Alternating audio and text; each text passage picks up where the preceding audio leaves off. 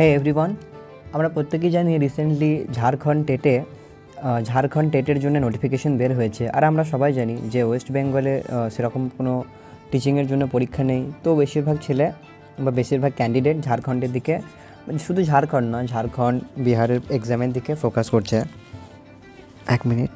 হ্যাঁ, তো আমাদের উচিত এটা সম্পর্কে জেনে নেওয়া। প্রথমেই দেখি যে টেট কী। যেমন যেমন আমাদের ক্ষেত্রে ডব্লিউবি টেট হয়, ওয়েস্ট বেঙ্গল টেট, ঠিক সেরকম ঝাড়খণ্ডের ক্ষেত্রেও হয় জে টেট। এটা কি ঝাড়খণ্ড সরকারের দ্বারা পরিচালিত একটা এক্সাম হয়, যেটা প্রাথমিক 1 থেকে 5th ক্লাস আর উচ্চ মাধ্যমিক 6 থেকে উচ্চ প্রাথমিক 6 থেকে 8 ক্লাস পর্যন্ত। সিটেট এর মতোই এখানে দুটি পেপার থাকবে। মানে যেমন হয় সিটেটে, আমাদের সিটেটে কী থাকে, একটা থাকে পেপার 1, একটা হয় পেপার 2। পেপার 1 হয় প্রাইমারির জন্য আর পেপার 2 হয় আপার প্রাইমারির জন্য, যেটাকে আমরা 6 থেকে 8 বলে দিই। ঠিক আছে, এখানেও ঠিক সেরকম দুটো পেপার থাকবে, একটা হলো পেপার 1 প্রাইমারি, পেপার 2 হলো আপার প্রাইমারি। তারপরে এই পরীক্ষাটা কে নিয়ে থাকবে? এই পরীক্ষাটি আমাদের নিয়ে থাকবে জেএসি, মানে হলো ঝাড়খণ্ড একাডেমিক কাউন্সিল।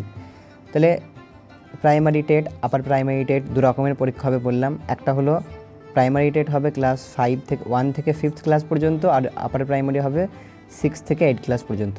একটা কথা প্রথমেই বলে দিই, ঝাড়খণ্ড টেট, যে টেট কোনো চাকরি দেয় না, নো জব, এটা মাথায় রাখবে। এটা সিটেটের মতো, এটা জাস্ট একটা এলিজিবিলিটির জন্য এক্সাম।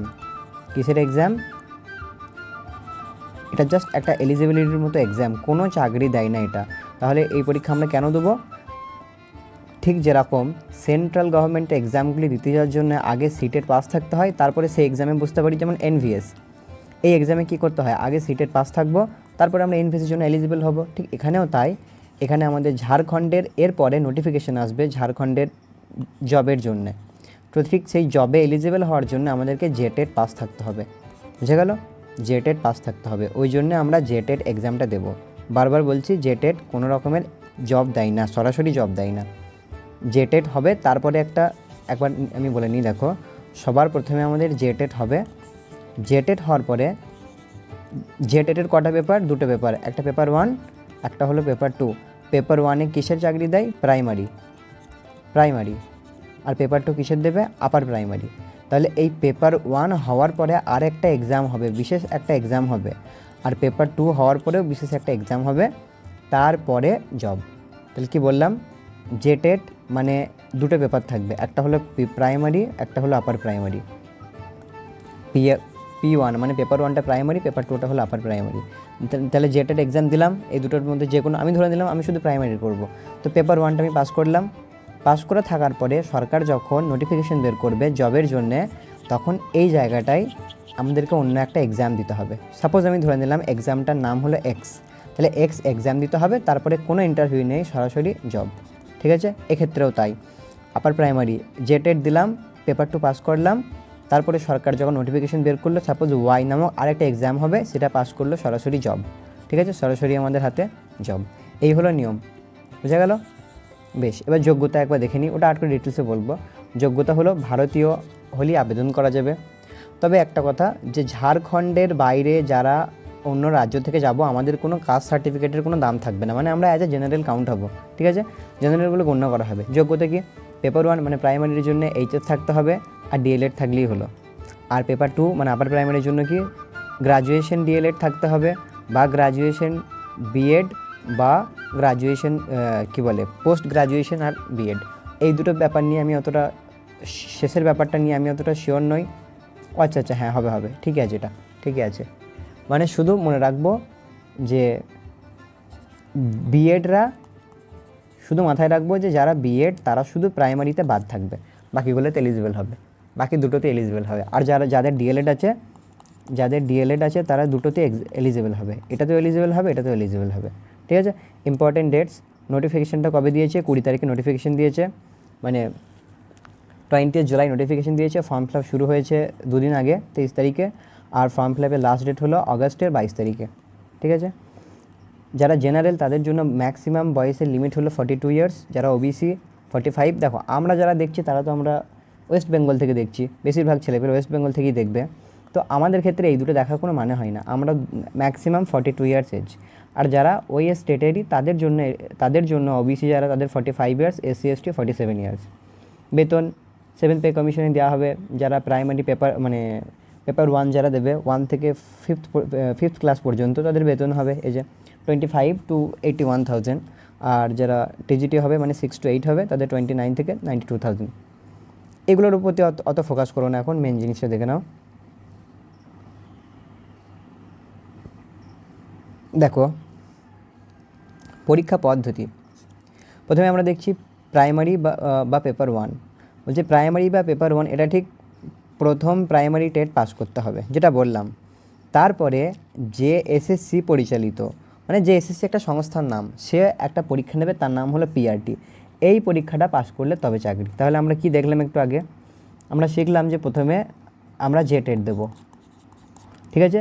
যে টেটের একটা পেপার হলো প্রাইমারি, তো সেই পেপারটা পাস করলাম। সেইটা পাস করার পরে আমরা আরেকটা পরীক্ষা যেটা নেবে, যেটা সরাসরি চাকরি দেবে, তার নাম হলো পিআরটি, যার নাম হলো পিআরটি মানে প্রাইমারি টিচার এক্সাম, ঠিক আছে? Primary teacher exam. এই পরীক্ষাটা যেই পাস করব তারপরে আমাদের সরাসরি হাতে আসবে জব, ঠিক আছে? ঠিক সেরকম আপার প্রাইমারিরও তাই, মানে পেপার 2। প্রথমে টেট পরীক্ষাটা পাস করলাম, প্রথমে যে টেট পাস করলাম, তারপরে কি নিতে হবে? টিজিটি, ট্রেন্ড গ্র্যাজুয়েট টিচার, ঠিক আছে? টিজিটি, এই পরীক্ষাতে পাস করলাম, তারপরে চাকরি। একটা জিনিস মাথায় রাখবো আমরা যে পিআরটি টিজিটি লিখিত পরীক্ষার কাট অফের ভিত্তিতে নিয়োগ হবে, কোনো ইন্টারভিউ হবে না।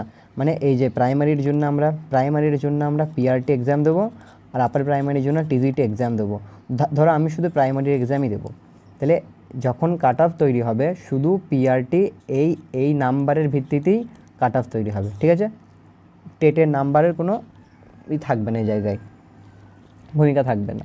বেশ, সিলেবাসটা দেখি। ঠিক যেমন আমরা ওয়েস্ট বেঙ্গল টেট দেখেছি, সিলেবাস দেখো। সিলেবাস কিসের? পেপার 1-এর সিলেবাস। সিডিপি 30 নম্বরের।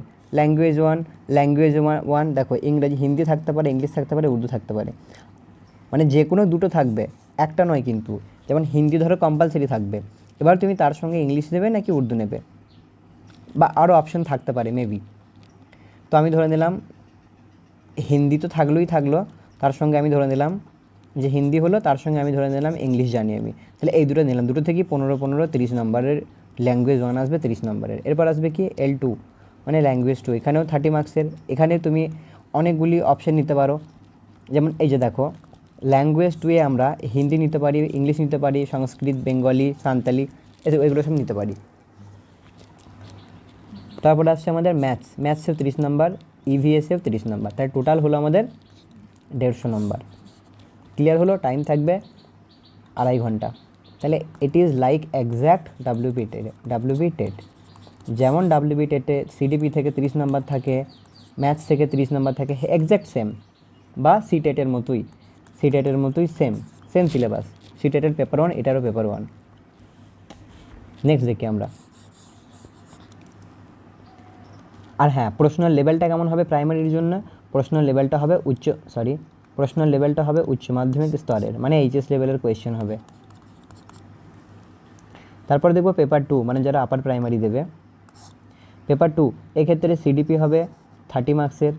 ল্যাঙ্গুয়েজ 1 মানে এগেন হিন্দি থাকবে, তার সঙ্গে তুমি ইংলিশ নিতে পারো বা উর্দু নিতে পারো। 15 থাকবে হিন্দি থেকে, 15 থাকবে যে সাবজেক্ট তুমি নেবে সেটা থেকে, তাহলে হয়ে গেল 30। তারপরে আছে আমাদের ল্যাঙ্গুয়েজ 2, এখানেও থাকবে 30। এগেন ল্যাঙ্গুয়েজ 2-এ তুমি কোন কোন সাবজেক্ট নিতে পারো? এইগুলো, হিন্দি নিতে পারো, না হলে ইংলিশ নিতে পারো, না হলে সংস্কৃত, সাঁওতালি, বেঙ্গলি, এগুলির মধ্যে একটা নিতে পারো। তারপরে ম্যাথস, এবার তুমি দেখো তুমি আর্টসের হবে না সায়েন্সের নেবে। যদি তুমি আর্টস সাবজেক্ট হয় তাহলে তুমি নেবে সোশ্যাল সায়েন্স, বা তুমি যদি সায়েন্সের হও তাহলে তুমি নেবে সায়েন্স অ্যান্ড ম্যাথ। এখান থেকে থাকবে 60 নম্বর, আর টোটাল হবে 150 নম্বরের, আর টাইম হলো 2 ঘন্টা 30 মিনিট। ক্লিয়ার হলো? এটা ঠিক আমাদের আপার প্রাইমারির মতো বা সিটেটের পেপার 2-এর মতো, এক্স্যাক্ট পেপার 2-এর মতোই প্যাটার্ন, নতুন কোনো কিছু না, ঠিক আছে? আর এর প্রশ্নের লেভেলটা কেমন হবে? প্রশ্ন থাকবে স্নাতক স্তরের, ঠিক আছে? গ্রাজুয়েশন লেভেলের কোয়েশ্চেন থাকবে। আর যারা উর্দু উর্দু টিচার হবে তাদের জন্য উর্দু নিতে হবে, এটা তো জানারই আছে। এবার কাট অফ কেমন কী হবে, এটা কিন্তু কিসের কাট অফ বলা হয়েছে দেখো, প্রত্যেক বিভাগে মিনিমাম 40% টোটাল এর 60% ফর ইউআর, মানে কিছু বুঝতে পারলে, মিনিমাম 40% লাগবে প্রত্যেকটা বিভাগে, ঠিক আছে। আর জেনারেলের জন্য সেটা 60% লাগবে। মানে ধরো এখানে ধরো 30-এর 60% কত, 18। তো এই 18 মার্কস তোমাদেরকে প্রতিটা বিভাগে, মানে সিডিপির ক্ষেত্রে, ল্যাঙ্গুয়েজের ক্ষেত্রে, ল্যাঙ্গুয়েজ 2 প্রতিটা বিভাগে তোমাদের কত পার্সেন্টেজ করে দেখালো, মিনিমাম 40% মার্কস পেতে হবে। তার মানে 3 4 12, সরি 18 নয়, 3 4 12 মার্কস পেতে হবে। এখানেও 12 মার্কস পেতে হবে, এখানেও 12 মার্কস, এখানেও 12 নয়, 60-এর কত পার্সেন্টেজ, 4 24, তাহলে এখানে 24 মার্কস পেতে হবে, ঠিক আছে। তো এইভাবে আর কি দেখা গেল যে তুমি কাট অফের থেকে দেখা গেলো তুমি 90-এর থেকে বেশি পেয়ে গেলে, বা ধরো যাই কাট অফ তার থেকে তুমি বেশি পেয়ে গেলে, ধরো তুমি 100 পেয়ে গেলে, বাট সে জায়গায় তুমি ল্যাঙ্গুয়েজ 2-তে তুমি 12 পেয়েছো, তাহলে তোমার কিন্তু ক্লিয়ার হবে না, কারণ প্রত্যেকটা লেভেলে প্রত্যেকটা বিভাগে কিন্তু মিনিমাম কাট অফ থাকবে, ঠিক আছে। আর জেনারেলদের জন্য মিনিমাম কত, সেটা জেনারেলদের জন্য মিনিমাম হলো সেটা 40% টোটালের 40%।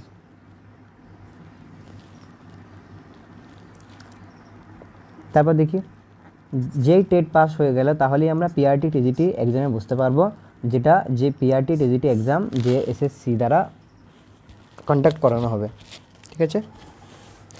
মনে রাখবো আমরা আমাদের জেটেড এক্সামে, এবার কিন্তু বলছি জেটেড এক্সামে কোনো রকমের নেগেটিভ মার্কস থাকবে না। সেপ্টেম্বর মান্থে মেবি এক্সাম হতে পারে, আর এটা অফলাইন মোডে পরীক্ষা হবে, যেমন ডাব্লিউবি টেট এক্সামটা হয়, ঠিক সেরকমই হবে পেপার পেন মোডে, ঠিক আছে।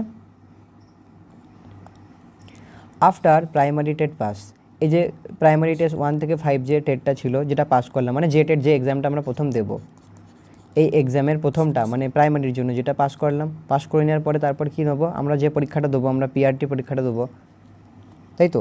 তো পিআরটি পরীক্ষাতে যেটা একটু আগেই দেখলাম, পেপার 1 থাকবে, পেপার 2 থাকবে, পেপার 3 থাকবে। পেপার 1-এ ল্যাঙ্গুয়েজ 1 থাকবে 100 নম্বরের, 2 ঘন্টা টাইম দেওয়া হবে। পেপার 2-তে পেপার 2-তে ল্যাঙ্গুয়েজ 2 থাকবে, যেখানে তুমি বাংলা, হিন্দি সামথিং নিতে পারো, ওখানেও 100 নম্বরের 2 ঘন্টা সময় থাকবে। আর হবে পেপার 3, যেটা হবে জিকে আর সিএ, মানে জেনারেল নলেজ আর কারেন্ট অ্যাফেয়ার্স, 50 নম্বর আসবে। সোশ্যাল স্টাডিজ থেকে আসে 75 নম্বর, আর সায়েন্স আর ম্যাথ থেকে আসে 75 নম্বর। এটা কিন্তু কম্পালসারি, আর্টসের হও তুমি, সায়েন্সের হও, সবার ক্ষেত্রেই সেম এটা। টোটাল আমাদের মিলিয়ে পেপার 3 হবে 200 নম্বরের, তাহলে টোটাল হলো 400 নম্বর। কীভাবে, ল্যাঙ্গুয়েজ 1 100, ল্যাঙ্গুয়েজ 2 100, 200, আর পেপার 3 হলো 200, দিয়ে টোটাল হলো 400 মার্কসের পরীক্ষা। এইভাবে এখানে কোনো ইন্টারভিউ থাকবে না, এই নাম্বারের কাট অফের ভিত্তিতেই হবে। তাহলে এটা কিসের আমরা ডিভিশন দেখলাম, পিআরটি, মানে এটা আমরা পিআরটি ডিভিশন দেখলাম। পিআরটি মানে যে পরীক্ষাটা দিয়ে সরাসরি জব পাবে তুমি প্রাইমারির। একইভাবে যদি তুমি 6 থেকে 8-এর নাও, মানে টিজিটি এক্সাম দাও, ঠিক আছে, সেক্ষেত্রে এই সাবজেক্টগুলির মধ্যে তুমি একটা নিতে পারো, যেমন আমার ধরো ইংলিশ সাবজেক্ট, তো আমি ইংলিশ নিয়ে দেবো। কারো দেখা গেলো ম্যাথস, তো সে ম্যাথস নিয়ে নেবে, এভাবে হবে। তাহলে আমরা কি দেখলাম, টিজিটির মার্কস বা প্যাটার্নটা আমরা এইভাবেই দেখে নিলাম। এটা কিন্তু টিজিটির, আগেরটা ছিল আমাদের পিআরটি প্রাইমারি, এটা কিন্তু আপার প্রাইমারি, মানে টিজিটির, যেটা বললে তোমরা বুঝবে। এক্ষেত্রে প্যাটার্নটা কেমন, প্রথম দুটো সেম, ল্যাঙ্গুয়েজ 1-এ 100 2 ঘন্টা সময়, ল্যাঙ্গুয়েজ 2-এ 100 2 ঘন্টা সময়, 200 হলো। জিকে সিএ এটাতেও 100 নম্বর 2 ঘন্টা সময়।